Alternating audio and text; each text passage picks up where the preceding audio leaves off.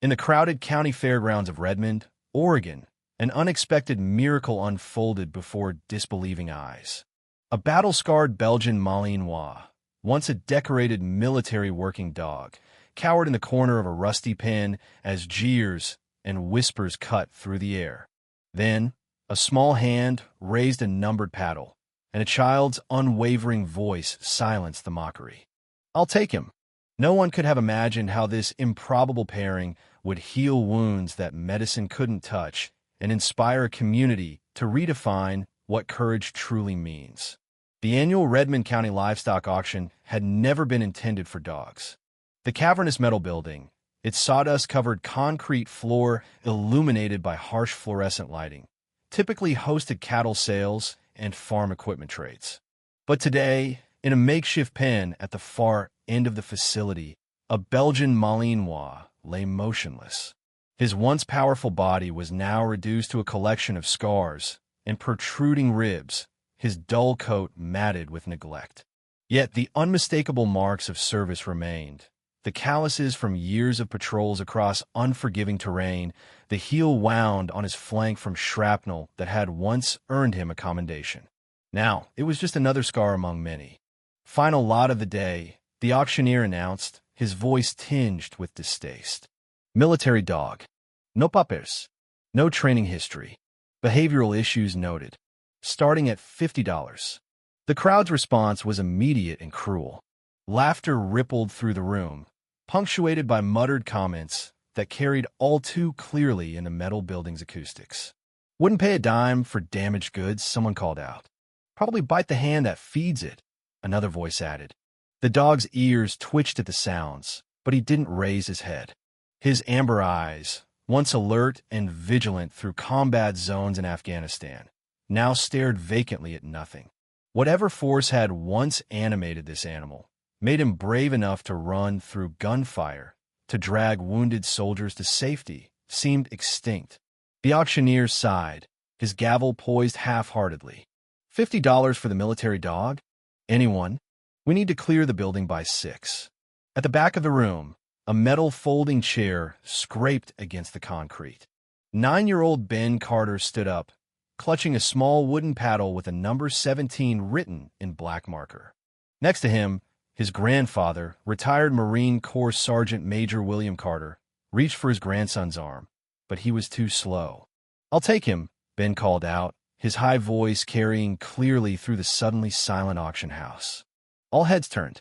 The boy stood with the straightened posture that came from being raised by a career military man. His dark curls were cropped short, his freckled face set with determination that belied his age. The numbered paddle trembled slightly in his small hand, but he held it high. The auctioneer blinked in surprise. "Son, this isn't a pet. This animal has issues.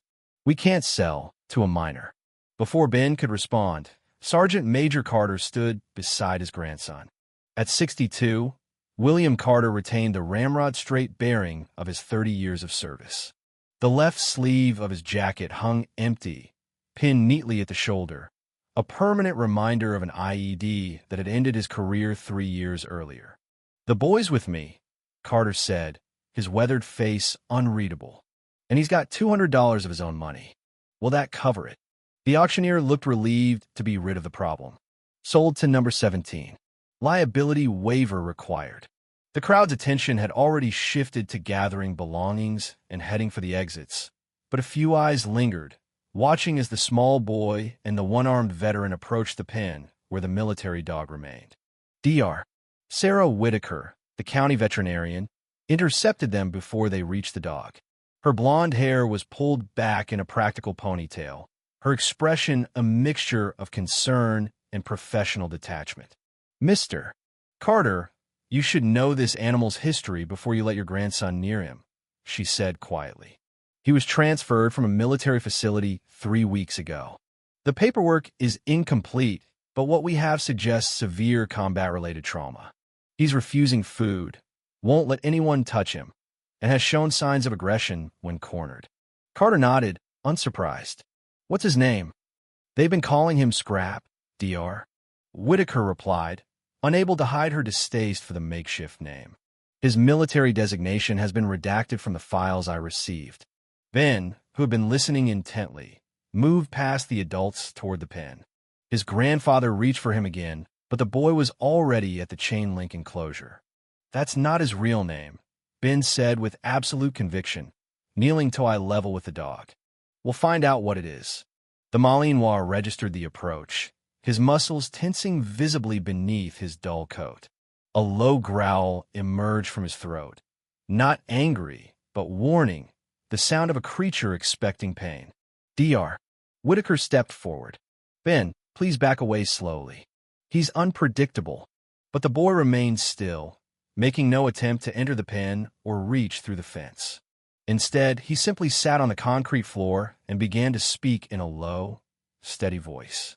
"My name's Ben. That's my grandpa, William. He was a Marine, too."